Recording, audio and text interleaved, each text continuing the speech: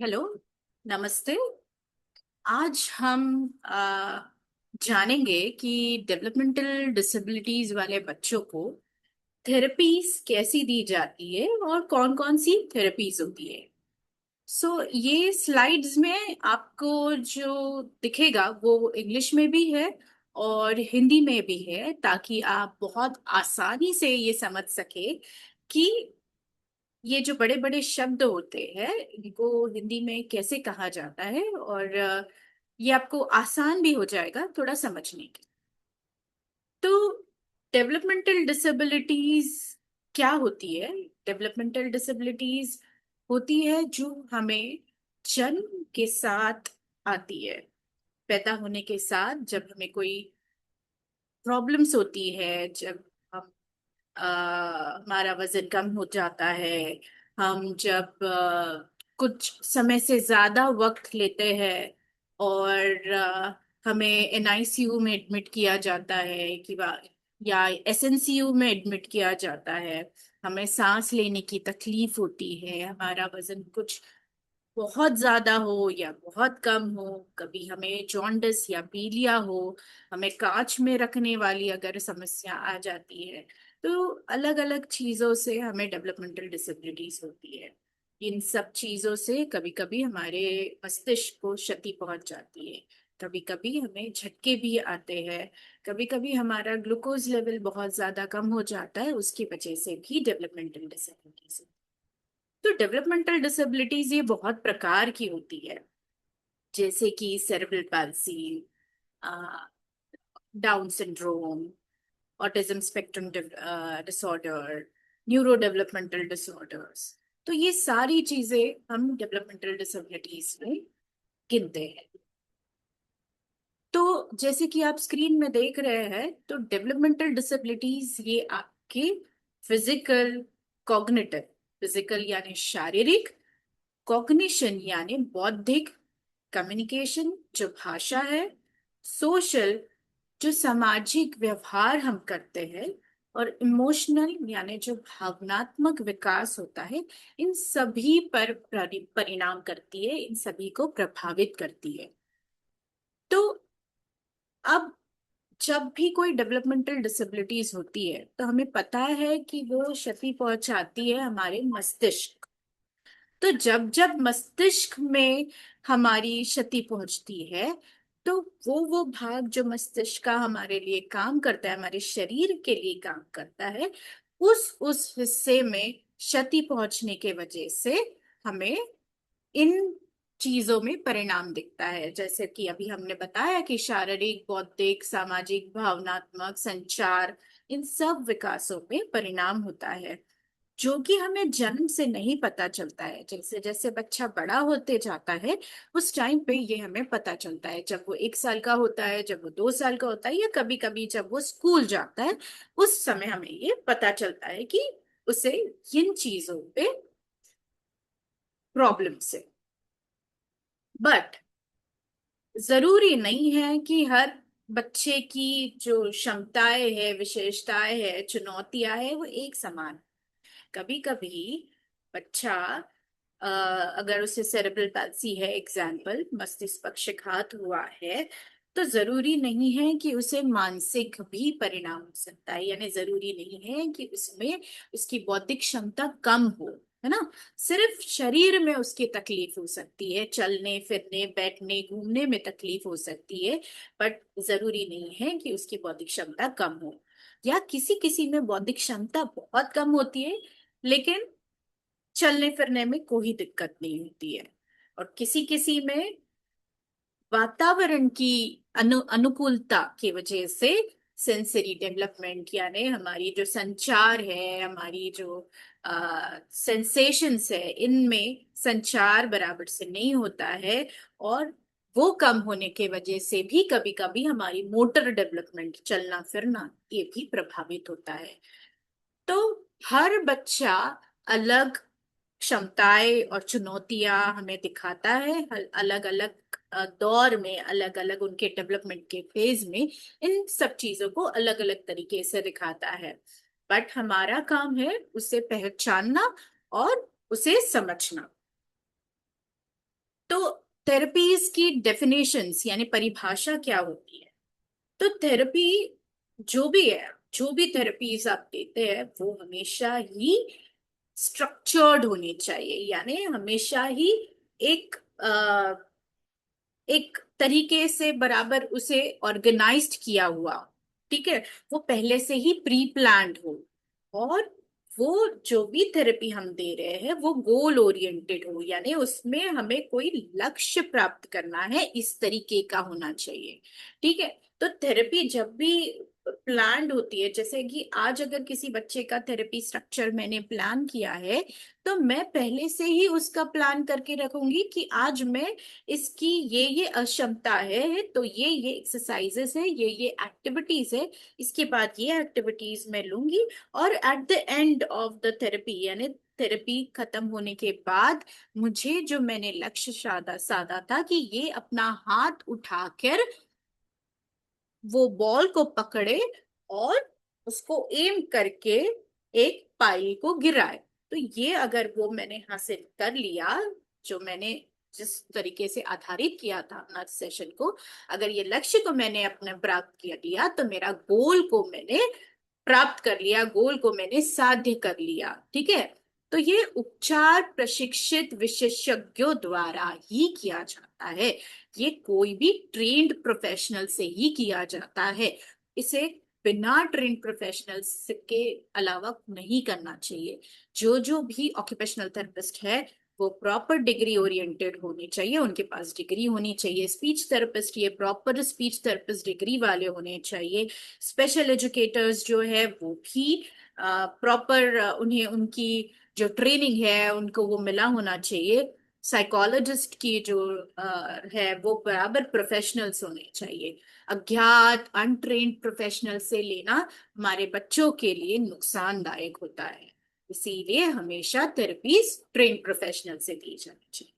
तो ये हमारी डेफिनेशन थी कि therapies are structured goal oriented interventions provided by trained professionals. तो ये क्या करती है? ये जो ट्रेन प्रोफेशनल्स हमें structured goal oriented intervention therapy देते हैं, इससे क्या होता है, क्योंकि ये स्ट्रक्चर्ड होते हैं और हम रोज रोज कोई गोल को अचीव करने के लिए वो थेरेपी देते हैं, तो इससे क्या हो जाता है, जो भी फंक्शंस हैं हमारे बच्चों के, चलना, उठना, हाथ का इस्तेमाल करना, अपने दिमाग का इस्तेमाल करना, बौद्धिक क्षमता को बढ़ाना, ये सारे जो फंक्शंस है, पकड़, लिखान, रीडिंग करना, ये जो सारी जो फंक्शंस है, इसमें हम उनको इम्प्रूव कर सकते हैं। और जब ये सारे फंक्शंस इम्प्रूव होते हैं, तो हमारी जो डेली लिविंग की स्किल्स होती है, जैसे नहाना, ब्रश करना, खाना, कपड़े पहनना, स्कूल जाना, है ना, खेलना, तो ये जो हमारी दैनंदिन की क्षमताएं है, इसमें क्या हो जाता है, हमारी पार्टिसिपेशन इम्प्रूव हो जाता है और हमारे कार्य आसानी से हम खुद कर सकते हैं। तो क्या नीड है, क्यों आवश्यकता है थेरेपी की? अब माता पिता सारे चीजें खुद नहीं कर सकते हैं, कभी कभी माता पिताओं को इन अक्षमताओं का पता भी नहीं चलता है, उनको बस ये समझता है कि बोलता नहीं है, उठता नहीं है, चलता नहीं है। बट उनको फिजिकल लेवल पे या बौद्धिक लेवल पे या इमोशनल लेवल पे क्या इश्यूज आ रहे हैं ये नहीं समझ सकते हैं। तो ये कौन समझाएगा उनको? एक ट्रेन्ड प्रोफेशनल समझाएगा, बराबर है। तो ट्रेन प्रोफेशनल जब समझाता है और हम उनके पास जाके समझते हैं, उनसे वो सीखते हैं, ठीक है, और उन्होंने दिया हुआ होम प्रोग्राम जब हम घर में करते हैं, तो ये सारी चीजों से क्या हो जाता है, हम अपने बच्चों को जो भी डिफिकल्टीज वो फेस कर रहे हैं बात करने में, चलने फिरने में, उठने बैठने में, सीखने में, सोशल इंटरेक्शन में, यानी सामाजिक कौशल में, तो इसमें हम उनकी मदद कर सकते हैं इन थेरेपीज के द्वारा। थेरेपीज उनके डेवलपमेंट को सपोर्ट करती है। अगर मैंने मेरे बच्चे का जो भी मेरे पास आया है, अगर उसको सेरेब्रल पाल्सी है, डाउन सिंड्रोम है, ऑटिज्म स्पेक्ट्रम डिसऑर्डर है, अगर मैंने उसको थेरेपीज नहीं दी, या मुझे पता ही नहीं क्या करना है, या मैं किसी पास उसको लेके ही नहीं गई, किसी सक्षम प्रोफेशनल के पास लेके ही नहीं गई, तो मेरा बच्चा वैसे ही रह जाएगा, बराबर है। वो वो सारी चीजों को अनुभव नहीं कर पाएगा जो एक नॉर्मल बच्चा या बच्चे जिसको मदद मिली है वो कर सकता है। इस दुनिया को फील करना, इस दुनिया में आगे बढ़ना, हर चीज को सीखना, ये सारी चीजों से वह वंचित रह जाएगा। तो अगर हम बराबर कम एज में, जैसे हमें पता चलता है उस टाइम पे अगर हम उनको थेरेपी देते हैं, तो ये उनके जो मस्तिष्क के विकास के चरण है ना, जो माइलस्टोन्स है, उन्हें प्राप्त करने में सहायता करेगा, उनकी ब्रेन ग्रोथ में मदद करेगा, उनके डेवलपमेंट को बराबर से लाने में हमें मदद करेगा। और इन सब चीजों से अगर हम उन्हें देते हैं, वक्त पे सही उपचार देते हैं, मदद देते हैं, तो उनका घर में, स्कूल में, कम्युनिटी में, सोशल इंटरेक्शन में स्वतंत्रता, इंडिपेंडेंस और बढ़ जाएगी, है ना।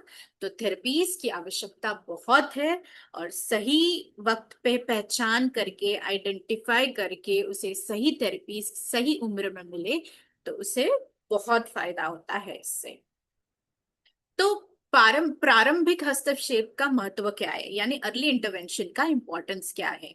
अगर मैंने जैसे अभी बताया, अगर उसको सही वक्त पे इंटरवेंशन मिल गया, ट्रीटमेंट मिल गई, तो उसकी डेवलपमेंट काफी अच्छी होगी, राइट। सही उपचार से वो अच्छी डेवलपमेंट कर पाएगा, वो उठना चलना अच्छे से सीख जाएगा, जो भी दिक्कतें आ रही है उसे बैठने में, खाने में, उसमें उसे मदद मिलेगी, उसके जो भी डेवलपमेंट के आउटकम्स है वो अच्छे आएंगे। यानी प्रारंभिक हस्तक्षेप से विकासात्मक परिणामों को बेहतर बनाया जा सकता है।